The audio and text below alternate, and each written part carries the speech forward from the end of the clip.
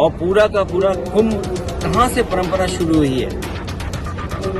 सम्राट हर्षवर्धन के समय से जो हम पे डॉक्यूमेंटेड हिस्ट्री जो दिखाई देती है, वैसे तो ये पौराणिक है, लेकिन जो डॉक्यूमेंटेड हिस्ट्री जिसकी जानकारी हमें और आपको मिलती है वो मिलती है सम्राट हर्षवर्धन के समय की।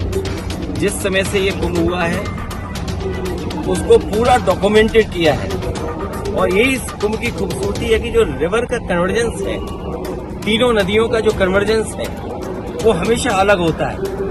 यही इसकी खूबसूरती है। और बिना प्रचार के लोग यहाँ व्यक्तिगत आस्था से यहाँ लोग आते हैं। ये बड़ा आयोजन है और मुझे याद है कि जिस समय समाजवादी सरकार थी उस समय भी महाकुंभ करने का मौका मिला था। 12 साल के बाद जो कुंभ हुआ था वो करने का मौका मिला था।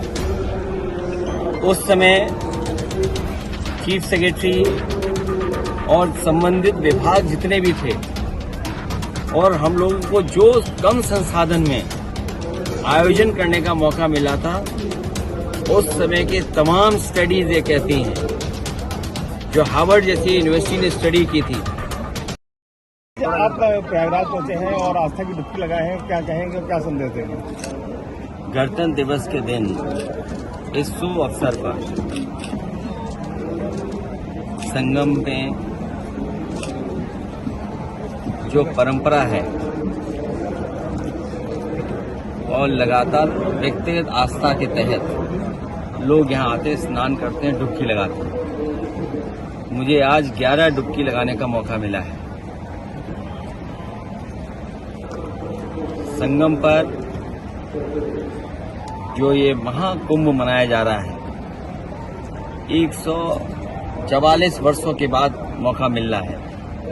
आज के दिन यही संकल्प लेते हैं कि सौहार्द रहे और भगवान से यही कामना है, सौहार्द रहे, सद्भावना रहे और सहनशीलता के साथ हम लोग आगे बढ़ते रहें। जनता की भलाई के लिए, जनता का कल्याण हो, ऐसा संकल्प, ऐसा हमारा मानना है। ये बड़ा आयोजन है और मुझे याद है कि जिस समय समाजवादी सरकार थी उस समय भी महाकुंभ करने का मौका मिला था। 12 साल के बाद जो कुंभ हुआ था वो करने का मौका मिला था।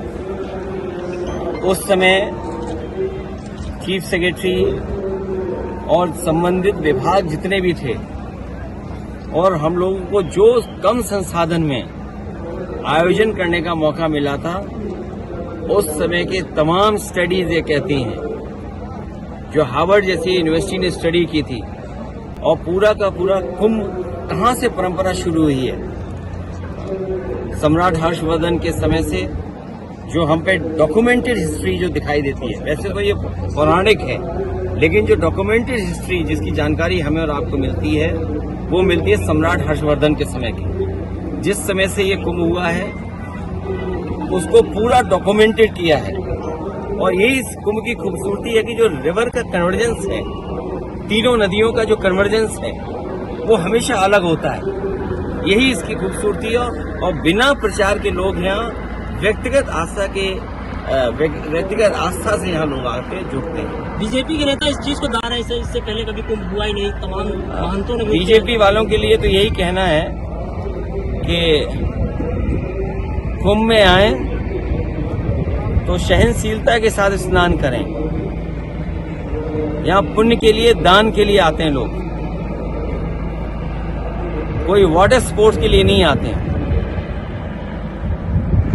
साधु संतों से भी मुलाकात कर